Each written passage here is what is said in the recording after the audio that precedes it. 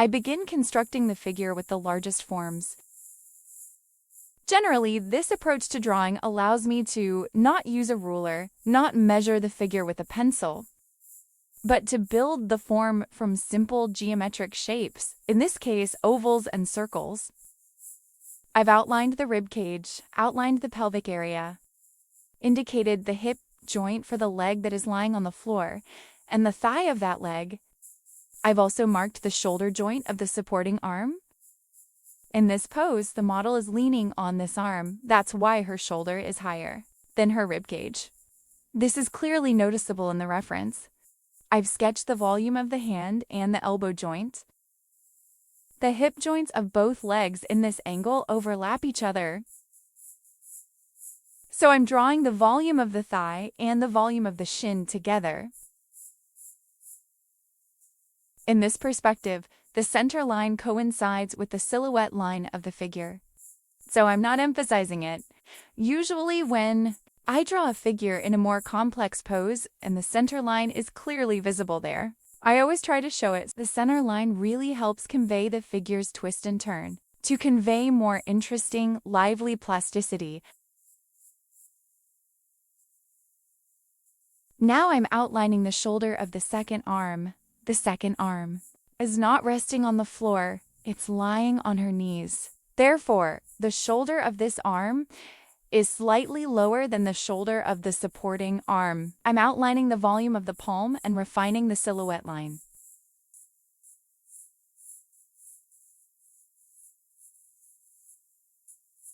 I'm outlining the skull, the volume of the skull, the facial part.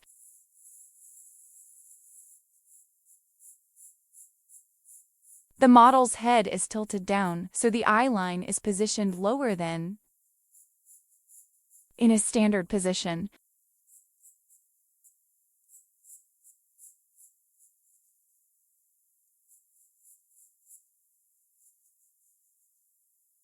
I'm marking the eyes and details of the face.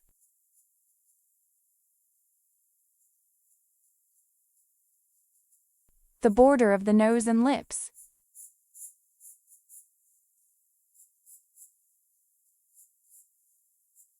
I'm adding a little more to the volume of the skull and sketching the volume of the hat. I'm drawing the brim of the hat.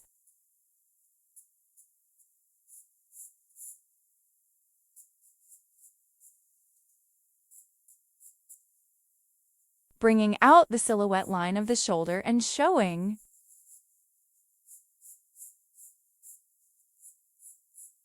the wrist and the hand.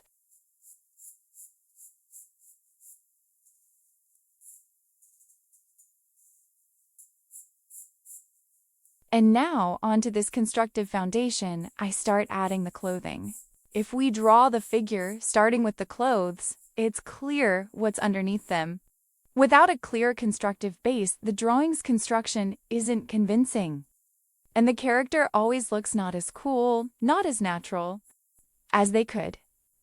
That's why I always advise you to start specifically with constructive drawing, and only then move on to all those beautiful details, the styles, folds, and volumes in the clothing. I'm outlining the structure of the palm a bit, and the fingers.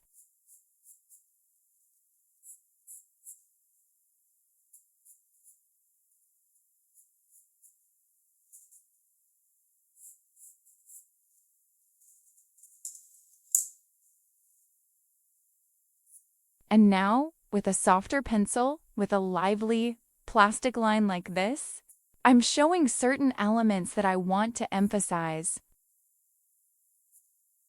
I'm refining the lines, making them more dynamic and expressive. This makes the drawing more expressive, more interesting, and better.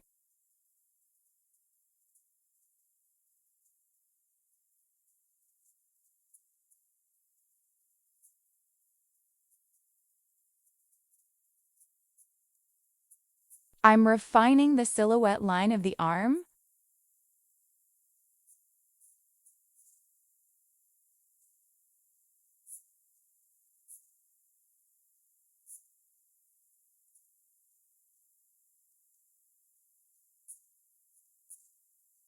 and completing the volume of the thigh and the volume of the shin. And now I'm toning with light hatching the entire surface of the skin because the skin tone differs from the clothing. In this drawing, I decided not to work with volume, but to show a more flat, planar solution.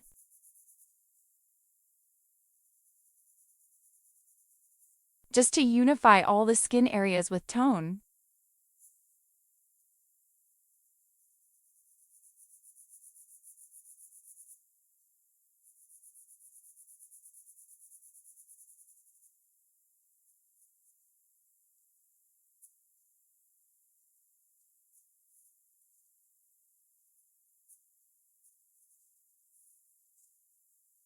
And on the thigh of the leg that is lying on the floor, I'm showing more volume on the part closest to us. The thigh can be more detailed, more refined, again to emphasize the depth of space. What is closer to us, we always see in more detail with more contrast, more volume. What is farther from us recedes into greater generalization. And in the final step, I show the cast shadow from the figure.